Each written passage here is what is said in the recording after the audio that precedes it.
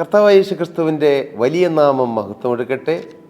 ഇന്ന് ഈ ശുശ്രൂഷയിൽ പങ്കെടുക്കുന്ന നിങ്ങൾക്ക് ഓരോരുത്തർക്കും യേശു ക്രിസ്തുവിൻ്റെ ധന്യനാമത്തിൽ എൻ്റെ എളിയ സ്നേഹവന്ദനം. നമുക്ക് ഇന്നത്തെ വചന ശുശ്രൂഷയ്ക്ക് മുമ്പായി ഒരു അല്പം ഗാനം ശ്രവിച്ചാലോ? നല്ലതല്ലേ? നാം ഒരു പാട്ടിൻ്റെ അല്പം ശീലി കേൾക്കാൻ പോവുകയാണ്. എൻ്റെ പ്രിയ ഭാര്യ സാലി നിങ്ങൾക്ക് വേണ്ടി പാടും. കർത്താവിൻ്റെ നാമത്തിൽ അനേകം ഗാനങ്ങൾ എഴുതുവാൻ ദൈവം കൃപ കൊടുത്ത ദൈവത്തിൻ്റെ അനുഗ്രഹിക്കപ്പെട്ട ഒരു മകളാണ് പ്രിയപ്പെട്ട സാലി. അനേകം ഗാനങ്ങൾ എഴുതിയിട്ടുണ്ട്. അത് ഞങ്ങളുടെ യൂട്യൂബിൽ പാടിയിട്ടുണ്ട്. For my Jesus Saju and Sali എന്നതാണ് ഞങ്ങളുടെ യൂട്യൂബ് ചാനൽ. ആ ചാനലിൽ സാലി പാടിയിട്ടുണ്ട് എഴുതിയ പാട്ടുകൾ. എന്നാൽ അനേകം ദൈവദാസന്മാർ എഴുതിയതായ ഗാനങ്ങളും സാലി പാടി യൂട്യൂബിൽ അപ്ലോഡ് ചെയ്തിട്ടുണ്ട്. നിങ്ങൾക്ക് താല്പര്യമെങ്കിൽ ഞങ്ങളുടെ യൂട്യൂബ് ചാനൽ സബ്സ്ക്രൈബ് ചെയ്യുകയോ അത് കാണുകയോ ചെയ്താൽ നിങ്ങൾക്ക് ഈ ഗാനങ്ങളും പ്രസംഗങ്ങളും കിട്ടും. നമുക്ക് ഒരു ഗാനം ശ്രവിക്കാം.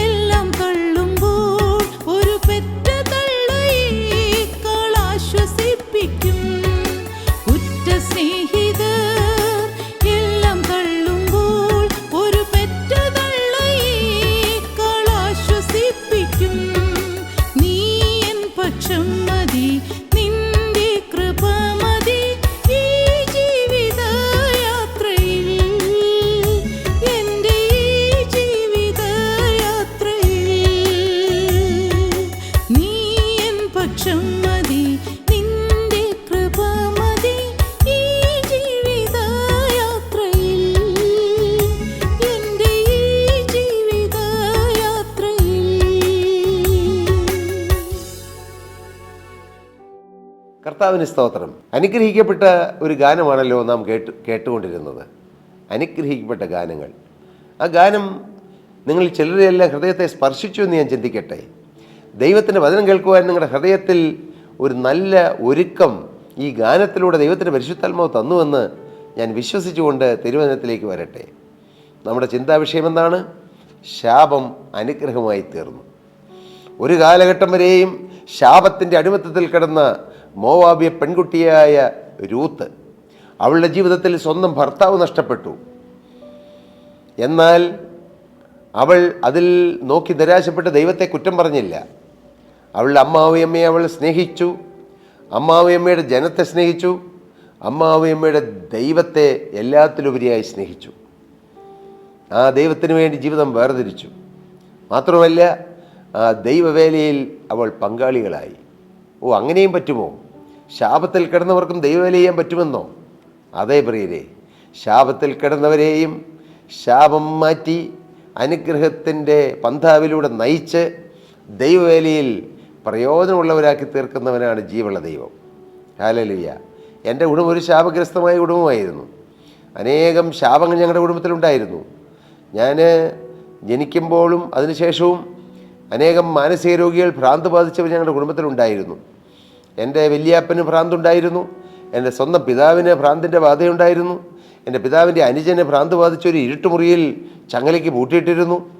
മാത്രമല്ല, എൻ്റെ അമ്മയുടെ കുടുംബത്തിലും ഭ്രാന്തിൻ്റെ ബാധയുണ്ടായിരുന്നു. ഞങ്ങളുടെ കുടുംബത്തിൽ തന്നെ മറ്റൊരാൾക്കും, എൻ്റെ പിതാവിൻ്റെ ഒരു കസിനും ഈ മനോരോഗത്തിൻ്റെ ബാധയുണ്ടായിരുന്നു. എന്നാൽ ജീവനുള്ള ക്രിസ്തുവിലേക്ക് ഞങ്ങൾ വന്നതിന് ശേഷം ഇന്ന് ഏതാണ്ട് 45 വർഷങ്ങൾ കഴിഞ്ഞു.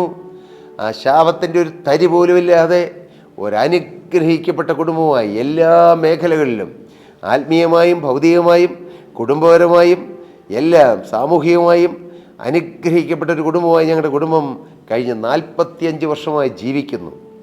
കാരണം എന്താണെന്നറിയാമോ? ശാപം മാറ്റുന്നൊരു യേശുവുണ്ട്, ശാപം മാറ്റുന്ന വചനമുണ്ട്. ഈ തിരുവചനം, ബൈബിൾ, ഈ ബൈബിളിൽ നിറഞ്ഞു നിൽക്കുന്ന ദൈവത്തിൻ്റെ വചനം, ബൈബിളിൽ നിറഞ്ഞു നിൽക്കുന്ന ക്രിസ്തു, ബൈബിളിൽ നിറഞ്ഞു നിൽക്കുന്ന ത്രിയേക ദൈവം നമ്മുടെ ശാപങ്ങൾ മാറ്റി നമുക്ക് അനുഗ്രഹം തരും. അതിന് ഉത്തമ ഉദാഹരണമാണ് രൂത്ത് എന്ന് പറയുന്ന മോവാബ്യ സ്ത്രീ.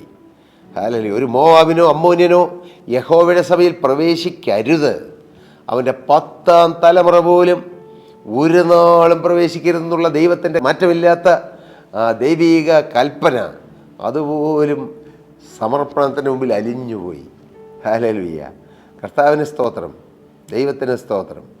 രൂത്തിനെക്കുറിച്ച് ഇനിയും ചിന്തിക്കാനുണ്ട്. നമുക്ക് 3-ാമത്തെ അധ്യായത്തിലേക്ക് വരാം. ഒത്തിരി കാര്യങ്ങൾ സ്കിപ്പ് ചെയ്താണ് ഞാൻ പോകുന്നത്. അസാധ്യങ്ങളെ സാധ്യമാക്കുന്ന ദൈവം എന്നുള്ള ആ വിഷയത്തെ കേന്ദ്രീകരിച്ച് പോകുന്നതുകൊണ്ട് ഞാൻ രൂത്തിൻ്റെ പുസ്തകത്തെക്കുറിച്ച് ഒത്തിരി പറയുന്നില്ല. രൂത്തിൻ്റെ പുസ്തകം തന്നെ കേന്ദ്രീകരിച്ച് ഒരുപാട് ദൈവിക സന്ദേശങ്ങൾ തരാൻ അതിനകത്ത് നിറച്ച് സന്ദേശങ്ങളാണ്. ഓരോ വാക്കുകളും ഓരോ സന്ദേശങ്ങളാണ്. സ്തോത്രം. അതൊന്നും ഞാൻ തൊടുന്നില്ല. നമുക്ക് പിന്നീട് ഒരു ദിവസം എന്തെങ്കിലും ക്യാരക്ടർ സ്റ്റഡി, ദൈവ വചനത്തിൽ നിറഞ്ഞു നിൽക്കുന്ന ദൈവകരങ്ങളിൽ പ്രയോജനപ്പെട്ട അനേകം ദൈവ ദാസിദാസന്മാരെക്കുറിച്ച് പിന്നീട് നമുക്ക് ഒന്ന് പഠിക്കുമ്പോൾ വിശദമായി പറയാം. കർത്താവിന് സ്തോത്രം. പ്രിയപ്പെട്ടവരെ, രൂത്തിന് 3-ാം അധ്യായത്തിൽ എന്ത് സംഭവിച്ചു നമുക്ക് കേൾക്കാം. 3:8. അർദ്ധരാത്രിയിൽ അവൻ ബോവസ് ഞെട്ടിത്തിരിഞ്ഞു, തൻ്റെ കാൽക്കൽ ഒരു സ്ത്രീ കിടക്കുന്നത് കണ്ടു. നീ ആര് എന്ന് അവൻ ചോദിച്ചു. ഞാൻ നിൻ്റെ ദാസിയായ രൂത്ത്, നിൻ്റെ പുതപ്പടി എൻ്റെ മേൽ ഇടണമേ, നീ വീണ്ടെടുപ്പുകാരനല്ലോ എന്ന് അവൾ പറഞ്ഞു. എന്താണിത്? ഒരു പുരുഷൻ്റെ കാൽക്കൽ വന്നൊരു സ്ത്രീ കിടന്നു എന്നുള്ളതായ ഒരു ചിത്രമല്ല ഇവിടെ നമുക്ക് കാണാൻ കഴിയുന്നത്. ബോവസ്, ഞാൻ ആദ്യം പറഞ്ഞു, ക്രിസ്തുവിനെ പ്രതിനിധാനം ചെയ്യുന്നു.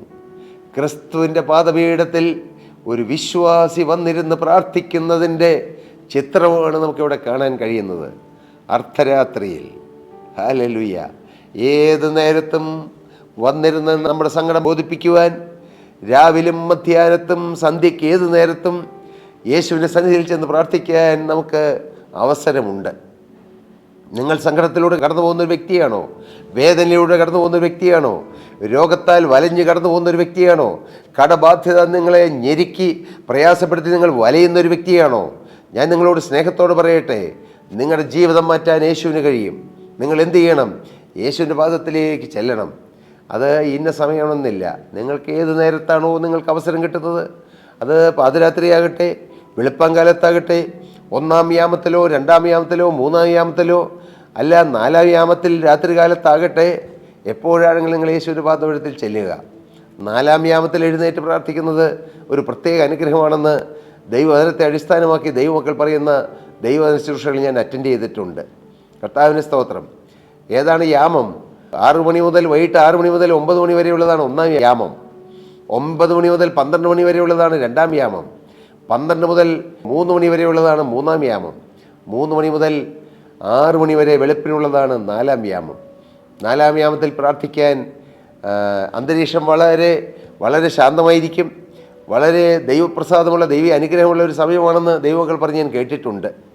എന്തായാലും നിങ്ങൾക്ക് 4-ാം യാമത്തിൽ എഴുന്നേൽക്കാൻ പറ്റിയില്ലെങ്കിലും എപ്പോഴെങ്കിലും ദൈവത്തിൻ്റെ സന്നിധിയിൽ പ്രാർത്ഥിക്കൂ.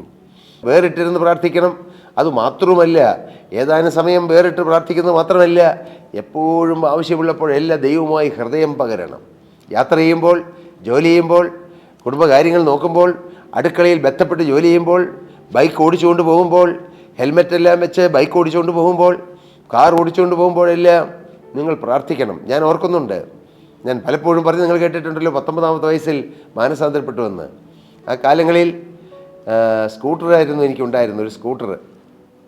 കർത്താവിൻ്റെ വചനം കേൾക്കാൻ വേണ്ടി ഞാൻ ഉള്ള പൈസയെല്ലാം സൂക്ഷിച്ച് വെച്ച് ഒരു സ്കൂട്ടർ വാങ്ങിച്ചു. ഞാൻ നിങ്ങളോടൊന്ന് പറയാം, നിങ്ങളുടെ പൈസകൾ നിങ്ങൾ നഷ്ടപ്പെടുത്തി കളയരുത്. സൂക്ഷിച്ച് വെക്കണം.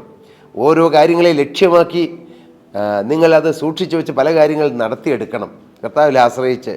അയ്യോ, എനിക്ക് വലിയ ലക്ഷക്കണക്കിന് രൂപയില്ലല്ലോ എന്ന് വിചാരിച്ച് നിങ്ങളാരും നിരാശപ്പെട്ടു പോരും. നിങ്ങൾക്ക് അല്പമേ ഉള്ളൂ. അതെല്ലാം സൂക്ഷിച്ച് പ്ലാൻ ചെയ്ത് ഒരു ഒരു ഒരു പ്ലാൻ നിങ്ങൾക്കുണ്ടാകണം. ഞാൻ ഇന്നലെ ഒരു വ്യക്തിയോട് പറയുകയുണ്ടായി, നിങ്ങൾക്കൊരു കണക്ക് വേണം. നിങ്ങൾക്ക് വീട്ടിലൊരു ബഡ്ജറ്റ് വേണം. ഒരു മന്ത്ലി ബഡ്ജറ്റ്, ഒരു ഡെയിലി ബഡ്ജറ്റ് അല്ലെ വീക്കിലി ബഡ്ജറ്റ്. ആ ബഡ്ജറ്റിൽ നിൽക്കണം നിങ്ങളുടെ ചിലവുകൾ. എന്നിട്ട് മന്ത്ലി നോക്കണം, ഇതിനകത്ത് ഏതെങ്കിലും ഒരു ചിലവ് എനിക്ക് കുറയ്ക്കാൻ പറ്റുന്നതാണോ. അങ്ങനെ പയ്യെ പയ്യെ കുറച്ചെടുക്കാൻ ശ്രദ്ധിക്കണം. ഞാൻ ഇന്നലെ ഒരാളോട് പറഞ്ഞു, നാം വീട്ടിലേക്ക് നിരന്തരമായി ബ്രെഡ് വാങ്ങിക്കുന്നവരാണെന്ന് വിചാരിക്കുക. ഒരു ബ്രെഡിന് ഒരു 30-40 രൂപ കൊടുക്കണം. ഒരു 2 ബ്രെഡ് ഒരു വീട്ടിലേക്ക് വാങ്ങിക്കുന്നുണ്ടെങ്കിൽ 80 രൂപയാകും. പക്ഷേ ഞാൻ അദ്ദേഹത്തോട് പറഞ്ഞു, 80 രൂപ കൊടുത്താൽ 2 കിലോ അരി ഒരുപക്ഷെ വാങ്ങാൻ പറ്റും. ആ അരി പൊടിപ്പിച്ച് ആ 2 കിലോ അരി നിങ്ങൾ വീട്ടിൽ ഏതെങ്കിലും ആഹാരപദാർത്ഥങ്ങൾ ഉണ്ടാക്കിയാൽ ഒരുപക്ഷെ നിങ്ങൾക്ക് 3, 4, 5 ദിവസം കഴിക്കാൻ കിട്ടും. അങ്ങനെ നമ്മുടെ ചിലവുകൾ കുറയ്ക്കാൻ പറ്റും. ഞാൻ പറഞ്ഞത് എൻ്റെ ജീവിതത്തിൽ ഞാൻ ഒരുപാട് കാലങ്ങൾ അനുഷ്ഠിച്ച് വന്നതും എന്നാൽ ഇന്നും പ്രായോഗിക തലത്തിൽ ഞാൻ അനുഷ്ഠിക്കുന്നതുമായ ചില കാര്യങ്ങളാണ്. ഞാനൊരു ഷോപ്പിൽ ചെന്നാൽ, ഒരു പഴക്കടയിൽ ചെന്നാൽ 2 കിലോ ഇന്ന പഴം, 2 കിലോ ഇന്ന ഫ്രൂട്ട് പറഞ്ഞ് വാങ്ങാറില്ല. ചില സീസണൽ ഫ്രൂട്ട്സ് ഉണ്ട്. സീസണൽ ഫ്രൂട്ട്സിന് വില കുറവുണ്ടാകും. മാത്രമല്ല അതിന് മായം കുറവുണ്ടാകും. സീസൺ ഇല്ലാത്ത സമയത്ത് ഫ്രൂട്ടുകൾ വന്നാൽ അതിന് ഭയങ്കര വിലയായിരിക്കും, മായവും കൂടുതലായിരിക്കും. ഞാൻ ഈ ആത്മീയ കാര്യങ്ങൾ പറയുന്നതിനിടയിൽ ഭൗതിക കാര്യങ്ങൾ പറയുന്നത് നിങ്ങൾ പ്രയാസപ്പെടേണ്ട, ഇതും നന്മയ്ക്കാണ് പറയുന്നത്. ഒരു മണി മാനേജ്മെൻറ്റ് ഉണ്ടായിരിക്കണം, ടൈം മാനേജ്മെൻറ്റ് വേണം, മണി മാനേജ്മെൻറ്റ് വേണം. എങ്കിലേ ജീവിതം അനുഗ്രഹിക്കപ്പെടുകയുള്ളൂ. ദൈവമേ തരണമേ തരണമേ തന്നെ പറഞ്ഞ് പ്രാർത്ഥിച്ച് അങ്ങനെ പ്രാർത്ഥനയിൽ മാത്രം ഒതുങ്ങി പോകരുത്. നിങ്ങൾ ശക്തമായി പ്രാർത്ഥിക്കണം, പക്ഷേ ജീവിതം ക്രമീകരിക്കണം. കർത്താവിന് സ്തോത്രം. പ്രിയപ്പെട്ട ദൈവമക്കളെ, അങ്ങനെയുള്ള വേറൊരു ക്ലാസ് ഞാൻ നിങ്ങൾക്ക് എൻ്റെ അനുഭവത്തോട് ചേർത്ത് പറഞ്ഞു തരാം. അത് പിന്നീടാകട്ടെ. ഇവിടെ നമുക്ക് രൂത്തിലേക്ക് മടങ്ങി വരാം. രൂത്ത് ബോവസിൻ്റെ അടുക്കൽ ചെന്ന് ആ പാദത്തിൽ കിടന്നു. അവളുടെ ലക്ഷ്യം എന്താണെന്നറിയാമോ? ഈ പുതപ്പ് അവളുടെ മേൽ വീഴണം. കർത്താവിന് സ്തോത്രം. പുതപ്പ് അനേകം കാര്യങ്ങളെ സൂചിപ്പിക്കുന്നു. അത് രക്ഷയുടെ പുതപ്പാണ്, അത് നീതീകരണത്തിൻ്റെ പുതപ്പാണ്, അത് അഭിഷേകത്തിൻ്റെ പുതപ്പാണ്. യേശുവിൻ്റെ പാദത്തിൽ ചെന്ന് കിടന്നാൽ കർത്താവ് അതെല്ലാം നമ്മുടെ മേലിടും. സ്തോത്രം. ഈ പുതപ്പുകളെല്ലാം നമ്മുടെ ശാപത്തെ കത്തിച്ച് കളയും. സ്തോത്രം. ഇവിടെ രൂത്ത് ബോവസിൻ്റെ പാദപീഠത്തിൽ അർദ്ധരാത്രിയിൽ ചെന്ന് കിടന്നു. കർത്താവിന് സ്തോത്രം. യേശുവിൻ്റെ പാദപീഠത്തിൽ ആയിരിക്കുക. മകളെ, നിൻ്റെ ഭർത്താവ് മദ്യപാനിയാണോ? നീ ഭർത്താവിനെ ഉപദേശിക്കാൻ പോകണ്ട, ദേഷ്യപ്പെടണ്ട, വഴക്കൂടണ്ട. രാത്രികാലങ്ങളിൽ ഈ ബോവസാവുന്ന ക്രിസ്തുവിൻ്റെ പാദപീഠത്തിലിരുന്ന് നീ കണ്ണുനീരുകൊണ്ട് യേശുവിൻ്റെ പാദം കഴുകുക. ഹല്ലേലൂയ. നിൻ്റെ പ്രാർത്ഥനയ്ക്ക് കർത്താവ് പരിഹാരം തരും. നിൻ്റെ ഭർത്താവിൻ്റെ മദ്യപാനം മാറും. മോനെ, രോഗത്താൽ വലഞ്ഞ് നീ കഴുകുകയാണോ? നിരാശയുടെ വാക്കുകൾ പറഞ്ഞ് എന്തുകൊണ്ടാണ് ദൈവം എനിക്കിങ്ങനെ വരുത്തിയതെന്ന് പറഞ്ഞ് ദൈവത്തെ പഴിക്കേണ്ട. ദൈവമല്ല രോഗം വരുത്തുന്നത്. എന്നാൽ യേശുവിൻ്റെ പാദം കെട്ടിപ്പിടിച്ചപ്പോൾ എൻ്റെ ഈ രോഗത്തിനൊരു പരിഹാരം തരണമെന്ന് നിങ്ങൾ പ്രാർത്ഥിക്കുക. കടബാധ്യതയുള്ളവരെ നിങ്ങൾ യേശുവിനോട് പ്രാർത്ഥിക്കുക. ജീവിതത്തിൽ ഞെരുക്കങ്ങളിലൂടെ പോകുന്നവർ, വലയുന്നവർ, നിരാശയുള്ളവർ, നിങ്ങൾ നിരാശപ്പെട്ട് പോകണ്ട. യേശുവിൻ്റെ പാദത്തിൽ സകല പ്രശ്നങ്ങൾക്കും പരിഹാരമുണ്ട് എന്ന് 100 വട്ടം 1000 വട്ടം ഞാൻ പറയുന്നത് പഠിച്ചു പറയുന്നതല്ല, എൻ്റെ ജീവിതത്തിൻ്റെ അനുഭവമാണ്. എൻ്റെ ജീവിതത്തിൽ കൊച്ചു കൊച്ചു കാര്യങ്ങൾ, വലിയ കാര്യങ്ങൾ വരുമ്പോൾ ഞാൻ എൻ്റെ യേശുവിനോട് പറയും, എല്ലാം പറയും. യേശുവിനോട് പറയാത്ത ഒരു കാര്യവും എൻ്റെ ജീവിതത്തിലില്ല. ഞാൻ എല്ലാം എൻ്റെ കർത്താവിനോട് പറയും. എൻ്റെ അപ്പ, ഇങ്ങനെ ഒരു കാര്യമുണ്ട്, ഇങ്ങനെ ഒരു പ്രശ്നമുണ്ട്, ഇങ്ങനെ ഒരു ആവശ്യമുണ്ട്, ഇങ്ങനെ ഒരു പ്രതിസന്ധിയുണ്ട് കർത്താവ്, ഇങ്ങനെ കുഞ്ഞുങ്ങൾക്ക് പരീക്ഷയുണ്ട്, അല്ലെങ്കിൽ അവരുടെ വിവാഹം, അവരുടെ പഠനം, അവരുടെ ജീവിതം കർത്താവേ, അല്ല മാതാപിതാക്കളുടെ കാര്യം, മക്കളുടെ കാര്യം, മറ്റനേകരുടെ കാര്യം, കൂട്ടായ്മയിൽ ഒരുമിച്ചുള്ളവരുടെ കാര്യം, അല്ല പ്രാർത്ഥനാ വിഷയം പറയുന്നവരുടെ കാര്യം, ഇങ്ങനെ 100 കാര്യങ്ങൾ ഞാൻ എൻ്റെ യേശുവിനോട് പറയാറുണ്ട്. എൻ്റെ പ്രിയരെ, യേശു ഉത്തരം തരാറുമുണ്ട്. അതേ, പ്രാർത്ഥന കേൾക്കുന്ന ഒരു ദൈവമുണ്ട്. പ്രാർത്ഥനാ ജീവിതം, അതാണ് രൂത്തിന് കിട്ടിയത്. രൂത്തിന് 1 സമർപ്പണം കിട്ടി, 2 രൂത്ത് ദൈവവേല ചെയ്തു, 3 ആ ദൈവവേല ചെയ്തപ്പോൾ രൂത്തിന് പ്രതിഫലം കിട്ടി, 4 രൂത്ത് പ്രാർത്ഥിക്കാൻ ബോസിൻ്റെ വാദത്തിൽ ചെന്നു. പ്രാർത്ഥനാ ജീവിതം, ദൈവസന്നിധിയിൽ ജീവിതം പകരുന്നു, പ്രാർത്ഥനയിൽ ദൈവവുമായി ബന്ധപ്പെടുന്നു. കർത്താവിന് സ്തോത്രം. പുതപ്പ് അടിയൻ്റെ മേലിടണമേ. അനേകം പുതപ്പുകൾ. ഹല്ലേലൂയ. കർത്താവിന് സ്തോത്രം. ഈ പുതപ്പ് വീണാൽ ശാപം മാറും, ഈ പുതപ്പ് വീണാൽ അനുഗ്രഹം വരും, ഈ പുതപ്പ് വീണാൽ ചില ബന്ധനങ്ങൾ മാറും. ബോവസിൻ്റെ പുതപ്പ്. പ്രിയപ്പെട്ടവരെ, നിങ്ങൾക്ക് ഈ ഭാഗ്യം വേണമോ? നിങ്ങൾ പ്രാർത്ഥിക്കൂ, ദൈവകരങ്ങളിലേക്ക് ജീവിതം കൊടുക്കൂ. പ്രാർത്ഥനയിലൂടെ അത്ഭുതങ്ങൾ നേടിയെടുക്കൂ. പ്രിയരെ, പ്രാർത്ഥനയിലൂടെ നിങ്ങളുടെ ആവശ്യങ്ങൾ നേടിയെടുക്കൂ. പ്രാർത്ഥിച്ചാൽ പ്രവർത്തിക്കുന്ന ഒരു ദൈവമുണ്ട്. ആ ദൈവസന്നിധിയിൽ നിങ്ങൾ പ്രാർത്ഥിക്കൂ. കർത്താവ് നിങ്ങളുടെ പ്രാർത്ഥനയ്ക്ക് ഉത്തരം തരും. നിങ്ങൾ വിശ്വസിക്കൂ. കർത്താവ് നിങ്ങളെ അനുഗ്രഹിക്കട്ടെ. ദൈവനാമം മഹത്വപ്പെടട്ടെ. പ്രിയ സഹോദരീ സഹോദരങ്ങളെ, നിങ്ങൾക്ക് പ്രാർത്ഥനാ വിഷയങ്ങളുണ്ടോ? നാം കേട്ടതുപോലെ നിങ്ങൾ ഒറ്റയ്ക്കൊറ്റയ്ക്ക് പ്രാർത്ഥിക്കണം.